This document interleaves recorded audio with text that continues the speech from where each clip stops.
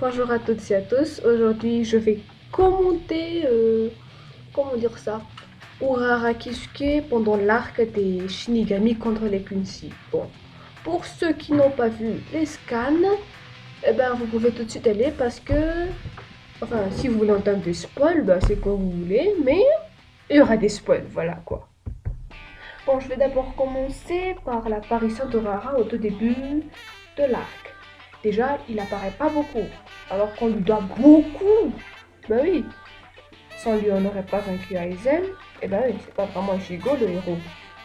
Sans lui, les capitaines n'auraient pas réussi non plus à avoir leurs Bankai qui ont été volés. Hein. Alors, on doit lui accorder beaucoup d'importance normalement.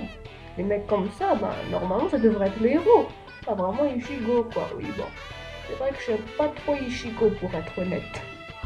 Bon d'accord, puis après, l'auteur a décidé de mettre enfin Urahara en scène quoi, pour sauver Yoruichi. Voilà. Je dois dire quand même que l'humour de Tite Kubo est assez bizarre. Oui bon, après tout... comment vous dire ça, c'est assez pervers là quand même.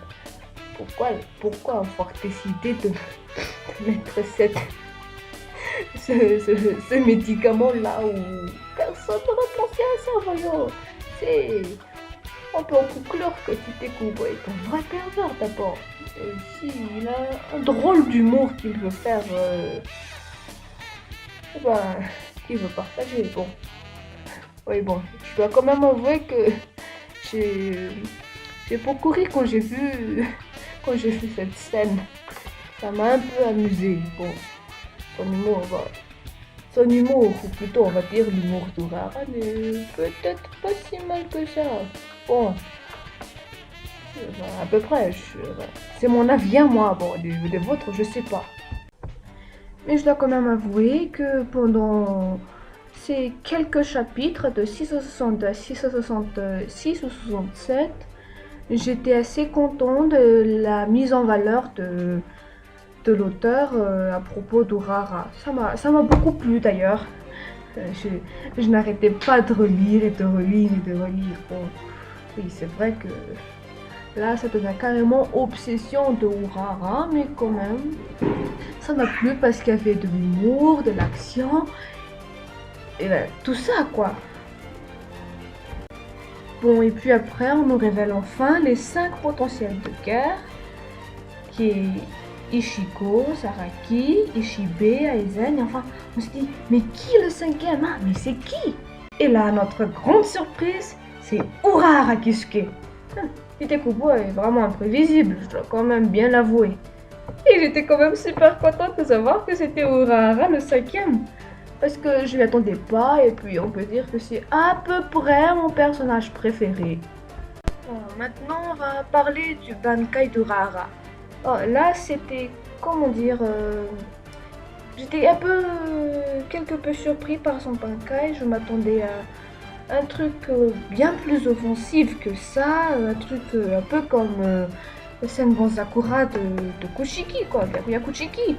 Bah oui, c'était quand même un ancien capitaine. Bah, je me suis dit que peut-être que ça va être super génial. Un peu aussi comme le Bankai de Kuraku, là.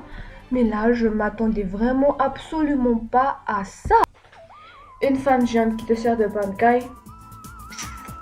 Bon, je peux quand même dire que la femme, elle est mignonne. Et à part ça, vous avez vu ses mains, on dirait un monstre. Enfin, on va pas vraiment s'intéresser à son physique, mais plutôt à ce qu'elle sait faire. Bon, on va parler d'abord de ses aptitudes offensives. Il est déjà capable d'ouvrir en deux un truc, comme la main d'Askin par exemple. Ça sert à quoi évidemment? Ça sert juste à faire peur. Bon, c'est vrai que sur un autre adversaire, ça aurait peut-être marché, mais sur Askin, non. Askin était plutôt... a tout de suite réussi à guérir sa main. Non mais attendez, franchement, hein, ce Bankai, bon, c'est vrai que c'est quand même la classe, mais en plus, il n'a pas une grande portée d'après ce que j'ai vu. Non, franchement, waouh, c'est nul. Bon, mais non, pas vraiment, c'est pas vraiment nul. J'aime bien, oui, c'est la classe. C'est pas grave. Bon. C'est pas grave, on va se contenter de ce truc-là. Bon, comme je l'avais dit tout à l'heure, le Bankai d'Urahara n'est pas vraiment offensif, même si je viens de montrer que c'était quand même pas mal. Mais le vrai pouvoir de son Bankai, c'était aussi de restructurer tout ce qu'il touche. Oui, c'est ça. D'après ce qu'il a dit, c'est de restructurer tout ce qu'il touche. Oui, c'est bien écrit là. Restructurer tout ce qu'il touche. Ce qui a permis à Urahara par exemple, guérir ses yeux et aussi d'allonger son bras pour réussir à vaincre Raskin, par exemple. Et même, ça lui a aussi permis de faire une ouverture qui a permis à Grimjaw de pénétrer dans la Shift Pass, si je me souviens bien. Je ne me souviens pas vraiment de son nom, mais c'était à peu près ça. Ce qui lui a permis de vaincre Raskin. Oui. Oui, bon voilà, et c'est fini. Le petit commentaire que j'ai fait à propos d'Urahara. Bon, il y avait des trucs pas super pas sympas que j'ai dit, mais on avait aussi bien qui compensaient le tout, quoi.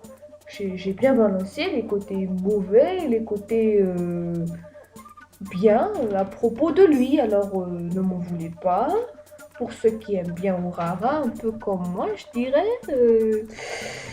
Mais bon. Cette vidéo touche donc à sa fin, alors s'il vous plaît, ne soyez pas méchants, mais soyez plutôt gentils. S'il vous plaît, likez ma vidéo, et si vous voulez, vous pouvez même la partager où vous voulez. Et s'il vous plaît, abonnez-vous à ma chaîne. Merci.